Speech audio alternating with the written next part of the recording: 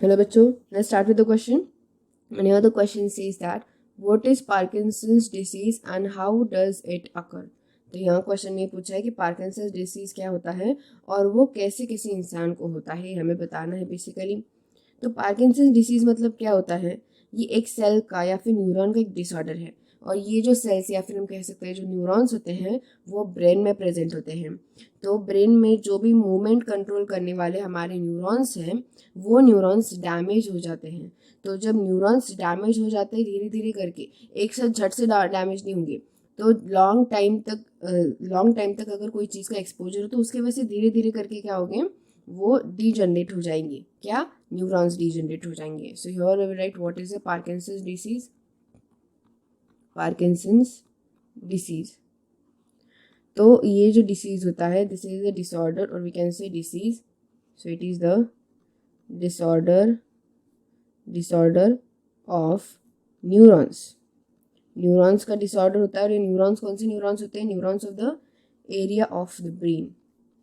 Brain में जो present neurons होते हैं उन न्यूरॉन्स का डिसऑर्डर होता है। दैट इज कि ये न्यूरॉन्स क्या हो जाते हैं? डीजनरेट हो जाते हैं। So here we will mention that these neurons get degenerate. These neurons gets progressive degenerate. तो ये प्रोग्रेसिवली डीजनरेट होते हैं, यानी कि धीरे धीरे करके डीजनरेट होते हैं, एकदम झट से डीजनरेट नहीं हो जाएंगे। So they shows progressive degeneration. तो अब यहाँ पे डीजनरेट क्यों होते हैं cells? What is the reason behind that? तो उसके पीछे रीजन होता है। This is the first point. The second point is that ये डीजनरेट होने का इनका रीजन क्या है? डोपामाइन। तो किस तरीके से अब डोपामाइन रीजन है? सो डोपामाइन क्या है? डोपामाइन एक न्यूरोट्रांसमीटर है। It is a neurotransmitter. Fine. तो ये जो न्यूरोट्रांसमीटर है डोपामाइन, ये क्या होता है? नर्व सेल से प्रोड्यूस होता है ब्रेन में, बराबर है।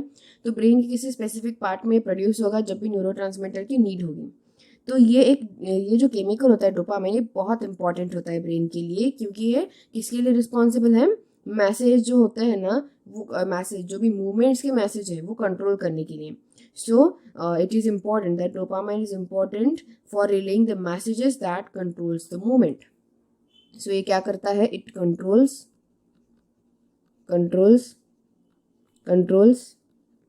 Messages, that messages controls. ये जो मैसेजेस होते हैं कौन से मैसेज होंगे? दैट कंट्रोल्स द मूवमेंट, जो कि बॉडी की मूवमेंट कंट्रोल करते हैं। तो बॉडी की मूवमेंट कंट्रोल करने वाले जो मैसेजेस होंगे वो messages under the control of dopamine होंगे। Fine, got it. तो ये जो डोपामाइन होता है जब लेस सीक्रेट हो जाता है, so when there is less dopamine due to the impairments of neurons, तो न्यूरॉन्स के इम्पेयरमेंट की वजह से क्या होगा? अब न्यूरॉन्स जो है वो डीजनरेट हो जाते हैं धीरे धीरे, तो उसकी वजह से सही डोपामाइन जो है वो रिलीज नहीं हो पाता सही अमाउंट में। तो उसके वजह से क्या होगा? अगर सही अमाउंट में डोपामाइन का रिलीज नहीं होगा तो उसके वजह से जो मूवमेंट्स है बॉडी की वो सही से वर्क नहीं हो पाएंगी, जिसकी वजह से जो मसल्स हैं वो सही से मूवमेंट नहीं शो कर पाती है, मसल स्टिफ हो जाती है, लिम्स स्टिफ हो जाते हैं। Got it? बहुत सिंपल है। दैट इज कि इस डिसीज में होता क्या है कि न्यूरॉन्स जो है वो डीजनरेट होते हैं धीरे धीरे करके, एकदम झट से डीजनरेट नहीं होंगे। तो ये धीरे धीरे डीजनरेट जब होते हैं तो हमें पता है कि न्यूरॉन्स में न्यूरोट्रांसमीटर होते हैं। तो डोपामाइन एक न्यूरोट्रांसमीटर है, तो इसका रिलीज भी क्या हो जाएगा? कम हो जाएगा। तो इसका रिलीज कम हो गया तो इसका कंट्रोल भी जो है मूवमेंट्स के मैसेजेस पर वो भी कम हो जाएगा, जिसकी वजह से मूवमेंट्स जो है हमारी बॉडी की वो अफेक्ट हो जाएंगी।